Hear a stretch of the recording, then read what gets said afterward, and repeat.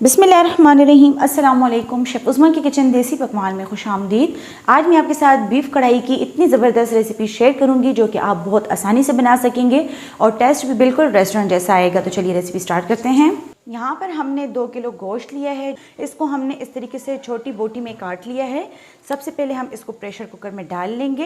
Pressure cooker में हमने यहाँ पर ऑलरेडी 3 गिलास पानी लिया हुआ है जिसमें हमने इसको बॉईल करना है। मैं आपको बहुत ही आसान तरीके से और बहुत कम टाइम में बनाने वाली रेसिपी बता रही हूँ। आप चाहें तो इसको प्रेशर कुकर के अलावा भी बना सकते हैं, लेकिन आप जब इसको प्रेशर कुकर में बनाएंगे तो आपका टाइम भी बच जाएगा और टेस्ट भी बिल्कुल ही परफेक्ट आएगा। यहाँ पर हम लेंगे 2 टेबल स्पून लहसुन का पेस्ट।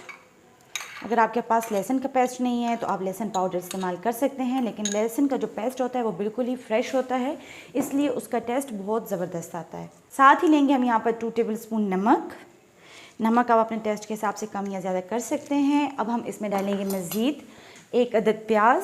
यहाँ पर हमने आधा प्याज लिया है, इसको हम इसमें डाल लेंगे। प्याज डालने का सिर्फ यही मकसद होगा कि इसकी जो यखनी बनेगी वो बहुत ही परफेक्ट बनेगी। 1 अदद लूँगी मैं यहाँ पर हरी मिर्च डालने के बाद हमने इसको कवर करके रख देना है। गोश्त पे डिपेंड करता है कि वो कितना टाइम लेता है। मैं यहाँ पर गोश्त को 10 मिनट दूंगी। 10 मिनट हो गए हैं, प्रेशर कुकर का प्रेशर डाउन हो गया है। अब हम इसको खोल कर चेक कर लेंगे। बीफ को हमने यहाँ पर अच्छी तरह से बॉईल कर लिया है, ये गल चुका है। तो चलिए कढ़ाई बनाना स्टार्ट करते हैं। बीफ कढ़ाई बनाने के लिए हमने यहाँ पर हाफ कप ऑयल लिया है। यहाँ पर हम डालेंगे आधा किलो टमाटर का पेस्ट।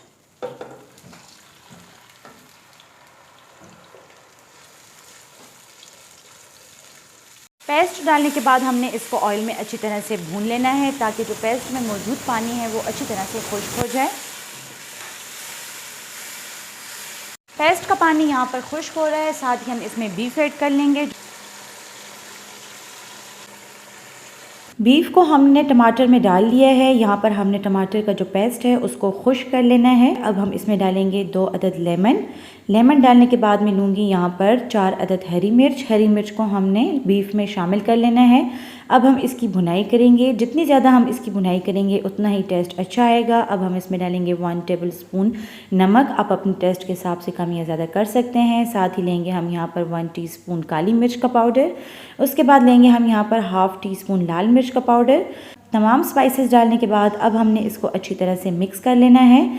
स्पाइसेस डालने के बाद हमने बीफ को अच्छी तरह से भूनना है ताकि इसमें मसाले जो हैं अच्छी तरह से पक जाएं और मसाला जले भी नहीं, इसलिए हमने हल्की आंच पर इसको भूनते रहना है और अच्छी तरह से भुनाई करनी है।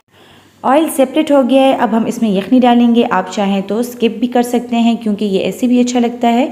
यखनी डालने से इसमें थोड़ा सा सेवल बन जाएगा। आप अपने टेस्ट के हिसाब से कम या ज़्यादा कर सकते हैं। बहुत ही मज़ेदार बीफ कढ़ाई तैयार है। उम्मीद करती हूँ कि आपको हमारी आज की रेसिपी पसंद आई होगी।